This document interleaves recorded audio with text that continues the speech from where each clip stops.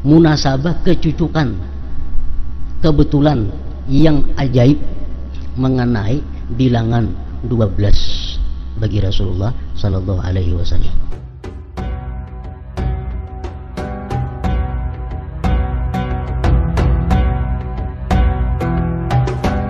Limpahkanlah salawat dan salam berlipat ganda kepada nabimu, manusia pilihan, sebaik-baik pemberi syafaat, pemberi petunjuk ke jalanmu, Muhammad, juga kepada keluarga, sahabat dan pengikut beliau. Salawat Allah kepada nabinya berarti curahan berbagai kebaikan, pemberian sifat-sifat mulia dan agung, penghormatan, nikmat, keagungan dan berbagai karunia lainnya. Itu artinya salawat Allah kepada Nabi.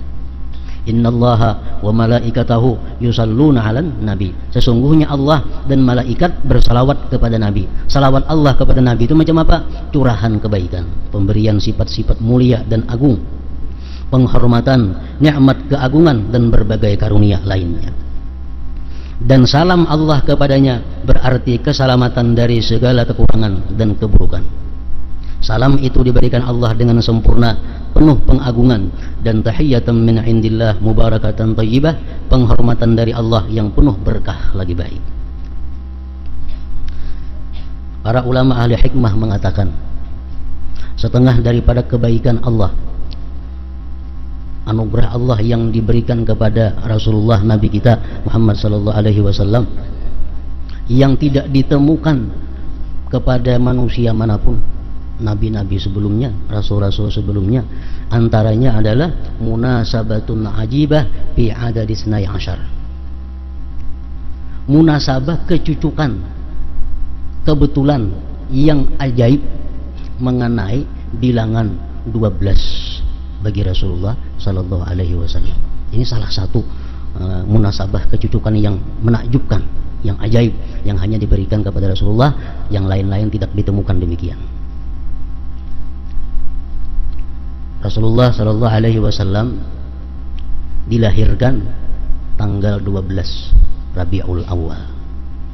12 itu pendapat yang masyhur. Nah, kenapa Allah memilih 12 untuk Rasulullah ini? Kada Allah pilih 1 Rabiul Awal, kada Allah pilih 7, tapi dipilih Allah Rasulullah itu lahir 12 Rabiul Awal. Itu satu isyarat bahwa Rasulullah sallallahu alaihi wasallam ini akan membawa ajaran 12 perkara. Nah, apa yang 12 perkara itu? Pertama, rukun iman ada 6, rukun Islam ada 5, rukun ihsan ada 1. Berapa jadinya? 12. Jadi mulai lahirnya sudah menunjukkan kepada sesuatu yang besar. Beriman kepada Allah, beriman kepada malaikat, beriman kepada Rasul. Keempat, beriman kepada para nabi dan Rasul, beriman kepada kitab, beriman kepada hari akhir. Yang keenam, beriman qada dan qadar. Rukun Islam 5 sudah tahu semuaan. Rukun ihsan 1, anta'budallah ka'annaka tarah fa illam takun tarah fa huwa yarak. Nah, itu rukun ihsan. Jadi iman, Islam dan ihsan itu jumlahnya adalah 12. Nah, Islam, iman, ihsan itu kalau dijadikan satu, kita kumpul di dalam kalimat la ilaha illallah. Kalau kita belajar kitab tauhid, belajar hudhudi, belajar dasuki, nah semuaan itu termasuk di dalam la ilaha illallah. La ilaha illallah itu kalau kita hitung hurufnya berapa jumlahnya? 12 juga. La ilaha illallah, hitung 12 hurufnya 12. Pas-pasan, kebetulan, kadang mau kebetulan sudah diatur oleh Allah Subhanahu wa taala, sudah dirancang oleh Allah Subhanahu wa taala untuk kekasihnya Rasulullah sallallahu alaihi wasallam. La ilaha illallah 12 juga hurufnya. Lalu nang menyampaikan dakwah la ilaha illallah ini namanya adalah Muhammadur Rasulullah. Muhammadur Rasulullah. Muhammadur Rasulullah itu hitung hurufnya berapa? 12 huruf juga. Muhammadur Rasulullah 12 biji huruf juga.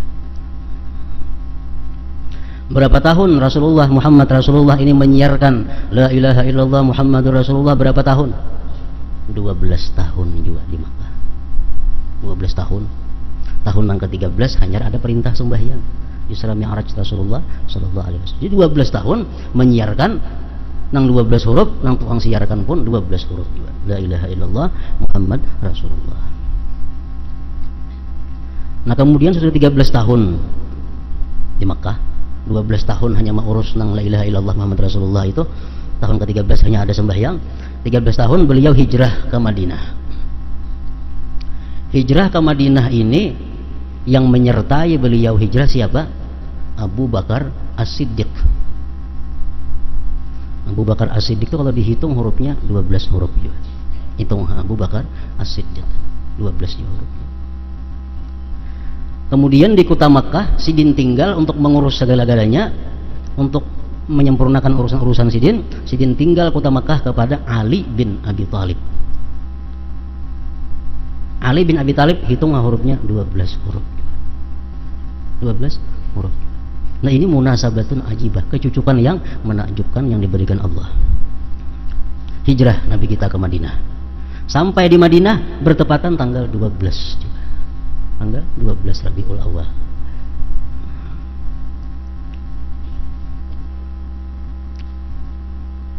Kemudian lagi Rasulullah mempunyai istri pendamping hidup beliau dalam dakwah kepada Allah.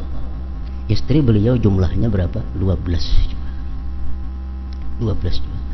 Pertama Khadijatul Kubra. Yang kedua Saudah binti Zam'ah. Yang ketiga Aisyah binti Abi Bakar Siddiq. Yang keempat Hafsah putrinya Umar bin Khattab radhiyallahu anhu. Yang kelima Zainab binti Khuzaimah. Yang keenam Ummu Salamah. Yang ketujuh Zainab binti Jahsin. Yang kedelapan Juwairiyah bintil Harith. Yang kesembilan Raihanah binti Yazid. Yang ke-10 Ummu Habibah binti Abi Sufyan. Yang ke-11 Safiyah binti Huyai. Yang ke-12 yang terakhir istri Rasulullah Maimunah bintul Haris.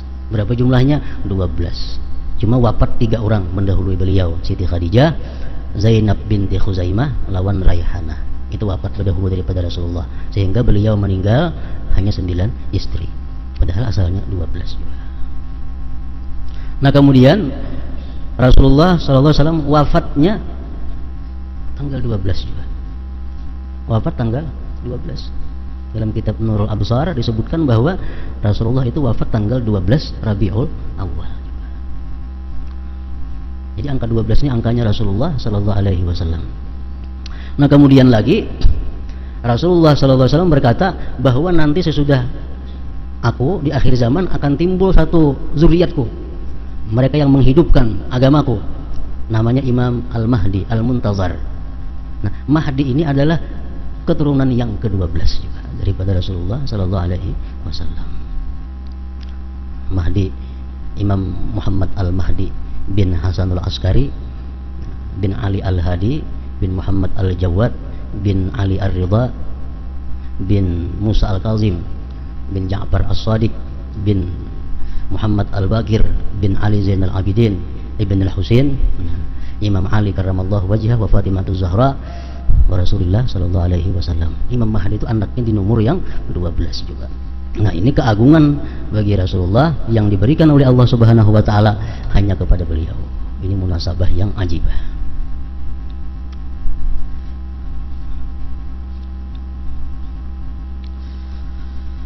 Nabi adalah pemberi berita yang menyampaikan wahyu, syariat dan ancaman Allah. Beliau memiliki kedudukan tinggi di sisi Allah, terpilih dan dekat kepadanya. Beliau disebut sebagai manusia pilihan karena terpilih dari sekian banyak pilihan. Allah Subhanahu wa taala menciptakan manusia ini terdiri daripada dua bangsa besar. Ada manusia ini Arab, ada manusia non Arab atau ajam disebut. Ada Arab, ada nang kada Arab. Arab lawan kada Arab ini, yang dipilih oleh Allah, yang dimuliakan oleh Allah adalah bangsa Arab. Oleh karena itu karena di surga yang berlaku hanya bahasa Arab. Arab ini banyak pulang macam-macamnya. Ada Arab Yaman, ada Arab macam-macam. Yang dipilih oleh Allah dari sekian banyak macam-macam Arab ini adalah Arab Quraisy. Quraisy ini paling disukai Allah di antara seluruh bubuhan Arab. Quraisy. Quraisy ini banyak pulang macam-macamnya. Ada Bani Taim, ada Bani Adi, Bani macam-macam. Yang paling disukai oleh Allah di antara Quraisy itu adalah Bani Hashim. Bani Hashim. Bani Hashim banyak pulang orang-orangnya. Yang paling dipilih Allah di situ adalah 5 orang. Rasulullah, Ali, Fatimah, Hasan, Husain.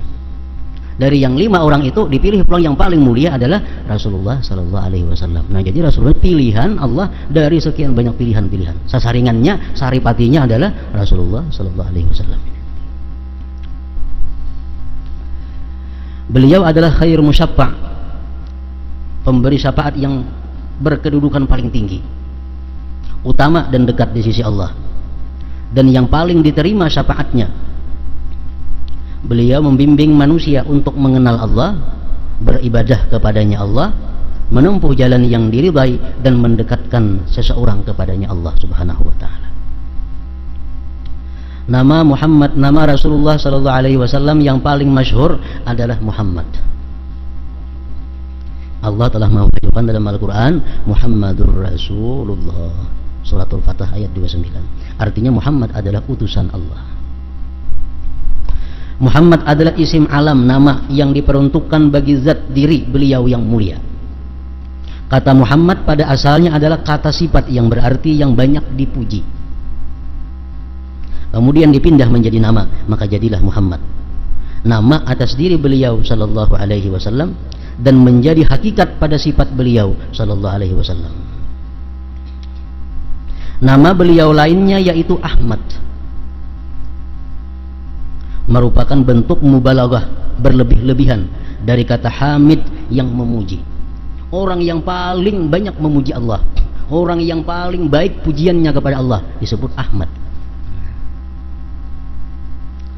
Beliau dinamakan Ahmad karena beliau merupakan orang yang pertama dan terakhir yang paling banyak memuji Allah, Tuhan alam semesta. Nama Muhammad juga merupakan bentuk mubalaghah, bersangatan dari kata Mahmud yang terpuji. Karena seluruh alam memuji hakikat, sifat, budi pekerti, jasmani, perilaku, ilmu, dan berbagai hikmah beliau. Tidak ada satupun yang berhubungan dengan Rasulullah itu yang tidak terpuji, tidak ada. Maka beliau Sallallahu Alaihi Wasallam diberi nama Muhammad Sallallahu Alaihi Wasallam. Beliau sangat dipuji, sebab beliau sejak sebelum penciptaan, sebelum manusia memuji Allah, beliau Sallallahu Alaihi Wasallam telah banyak memujinya. Di dalam kitab-kitab suci terdahulu beliau Sallallahu Alaihi Wasallam diberi nama Ahmad, sedangkan dalam Al-Quran beliau diberi nama Muhammad. Beliau adalah pemuji yang paling terpuji dan manusia terbaik yang berhak dipuji. Kelak di Maqamul Mahmud beliau akan diberi kalimat-kalimat pujian yang belum pernah disampaikan kepada siapapun sebelumnya. Kemudian beliau Sallallahu Alaihi Wasallam memuji Allah dengan kalimat-kalimat tersebut sehingga beliau menjadi pemberi syafaat yang terbaik. Kemudian panji-panji pujian diberikan kepada beliau. Di akhirat orang-orang manusia kada akan bisa memberi syafaat sebelum dapat izin daripada Rasulullah Sallallahu Alaihi Wasallam. Dalam kitab para nabi terdahulu umat Rasulullah Sallallahu Alaihi Wasallam disebut Al-Hamidun, orang-orang yang memuji. Ketika Abdul Muttalib menamakan beliau Muhammad, ia berkata, aku berharap seluruh penghuni langit dan bumi akan memujinya. Sebagian ulama menyebutkan bahwa nama itu diberikan karena mimpi yang aneh, yaitu mimpi melihat rantai. Abdul Muttalib bermimpi di punggungnya ada keluar rantai, di selubihnya ada keluar rantai yang memanjang ke barat, ke timur, ke utara, ke segala penjuru. Pada saat mengandung, ibu beliau Sallallahu Alaihi Wasallam mendengar suara orang yang berkata, namakan ia Muhammad. Bahkan 2000 tahun sebelum Allah menciptakan Adam, sebelum menciptakan makhluk, Allah telah menamakan beliau dengan Muhammad. Sebelumnya tidak ada seorang pun yang bernama Muhammad kecuali menjelang kelahiran beliau, karena berharap agar kenabian jatuh ke tangan kaumnya. Beberapa bulan menjelang kelahiran Rasulullah, sudah tersiar kabar daripada pemuka-pemuka Yahudi, pemuka-pemuka Nasrani, bahwa nanti sebentar akan lahir seseorang yang bernama Muhammad yang menjadi Rasul Allah kepada seluruh alam semesta ini. Nah, kabar itu beredar, kayaknya ada laki-laki lahir ngarannya Muhammad. Nah, sesudah kabar itu beredar, ada orang lahir anak ngarani Muhammad, mudahan itu iya orangnya, palingnya lain. Nah, ada pulang lahir saya Muhammad, ngarani pulang Muhammad, lain juga. Sampai 6-7 orang yang menamai anaknya Muhammad karena berharap bahwa dialah nabi akhir zaman, tapi ternyata lain. 15 anak diberi nama Muhammad dan tidak seorang pun yang dinamakan Ahmad. Nah, kalau Ahmad itu kadada, itu nabi kita yang pertama bernama Ahmad. Demikian yang tertulis dalam kitab Muslim, Ahmad, Tirmidzi, Hakim dan Nawawi.